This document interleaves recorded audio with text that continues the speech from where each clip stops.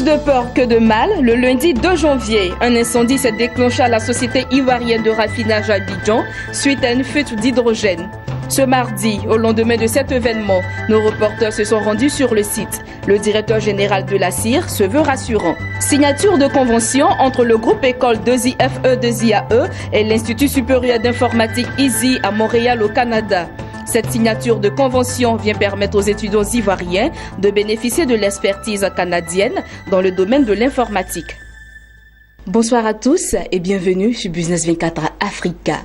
Le lundi 2 janvier, autour de 17h, il s'est déclenché un incendie à la société ivoirienne de raffinage à Abidjan suite à une fuite d'hydrogène. La situation a tout de suite sémé la panique au sein des populations environnantes, mais très vite, les flammes ont été maîtrisées. Ce mardi, au lendemain de cet événement, notre équipe de reportage s'est rendue sur le site. Le calme est de retour et les activités ne sont pas mises à mal. Suivons le constat de Lawani Babatunde.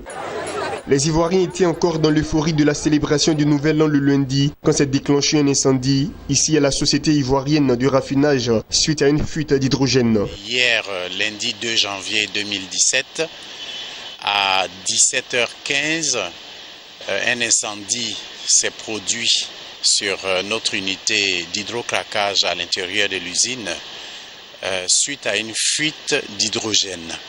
L'hydrogène, c'est un produit très léger, très inflammable et il s'est auto-enflammé lorsque donc cette fuite s'est produite et puis donc ça a généré cet incendie. Comme une traînée de poudre, la nouvelle s'est répandue dans tout le pays, créant un sentiment de panique au sein des populations environnantes. Une heure après le déclenchement, la situation a été maîtrisée grâce à un effort conjugué des agents de sécurité de la CIR et de plusieurs structures locales. Très vite, nos opérateurs, très vite notre personnel de la sécurité, nos agents de la sécurité ont attaqué le feu. En pareille circonstance, compte tenu de l'emplacement de cet incendie dans cette unité, on actionne le POI. Le POI, c'est le plan d'opération interne par lequel on appelle les secours extérieurs, notamment la gendarmerie, la police, pour réguler la circulation autour de la raffinerie, et le groupement des sapeurs-pompiers militaires avec lesquels nous avons un contrat de partenariat. Si aucune perte en vie humaine n'est à déplorer, il est pour l'heure difficile d'évaluer les dégâts liés à cet incendie. Mieux, cette situation n'aura aucun impact sur la continuité des activités de la CIR, affirme le directeur général. Au lendemain de ce lundi 2 janvier 2017, le nettoyage du site et la remise en état des installations sont déjà en cours. Je dois rassurer les consommateurs que pendant que cet incendie avait lieu, on va dire les 3/4 de la raffinerie étaient en fonctionnement.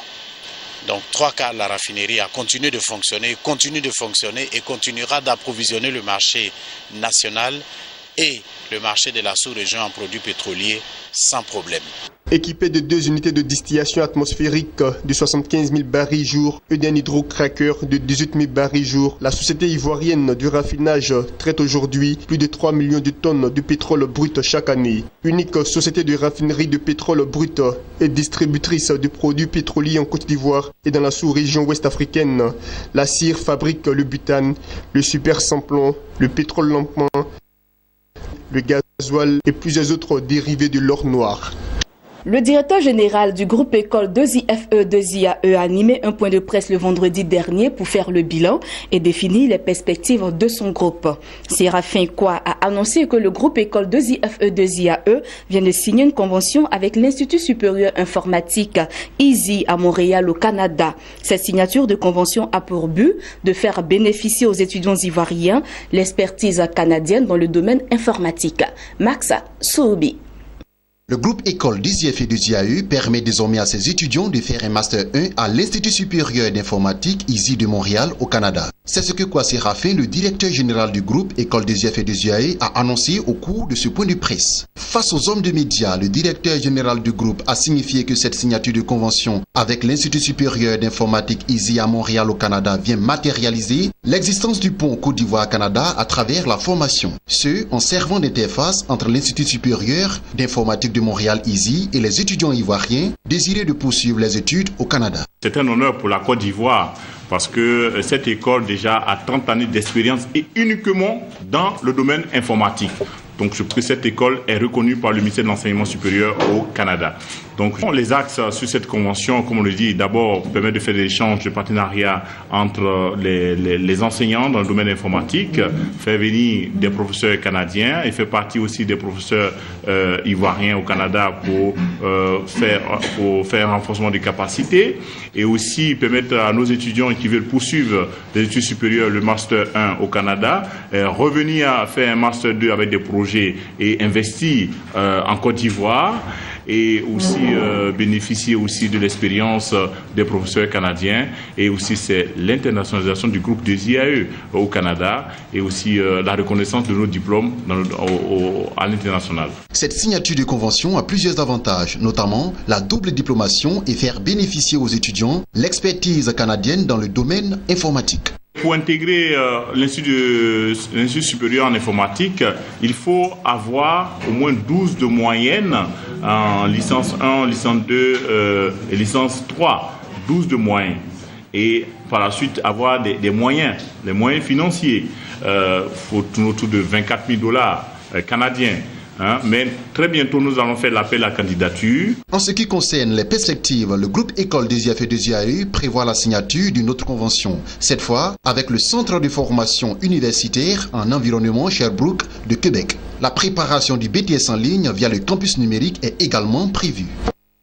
Poursuivons à présent ces informations en bref et en images. Durant le premier semestre 2016, l'encours des créances douteuses au sein des banques commerciales nigérianes a augmenté de 6,4%.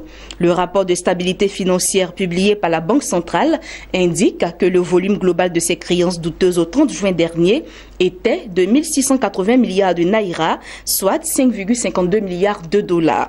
Cela représente une hausse de 158% en l'espace de 6 mois à compter de fin décembre 2015. La Banque centrale du Nigeria a par ailleurs fait observer que 30,9% de ces créances douteuses n'ont pas pu être provisionnées contre seulement 5,9% à la fin 2015. Toutefois, l'inflation qui a prévalu et la libéralisation des taux de change qui s'est traduite par une forte dévaluation du naira sur le dollar ont contribué à la dégradation de la qualité des actifs de ces banques. Terminons avec cette information. La Banque centrale marocaine a récemment annoncé avoir accordé des agréments à 5 nouvelles banques islamiques et autorisé 3 établissements existants à ouvrir des fenêtres halal. Le comité des établissements du crédit a émis cet avis favorable après étude et analyse de ces dossiers, notamment au plan de l'actionnariat, de la valeur ajoutée au marché marocain, de la gouvernance et des risques, et à la lumière des informations complémentaires demandées aux différents postulants. Les banques ayant reçu le feu vert de la Banque centrale pour l'ouverture des fenêtres islamiques sont la Banque marocaine du commerce et de l'industrie, le Crédit du Maroc et la filiale marocaine du groupe Société Générale. C'est la fin de cette édition et c'était le journal de la rédaction. Je vous souhaite une excellente suite de programmes sur Business 24 Africa.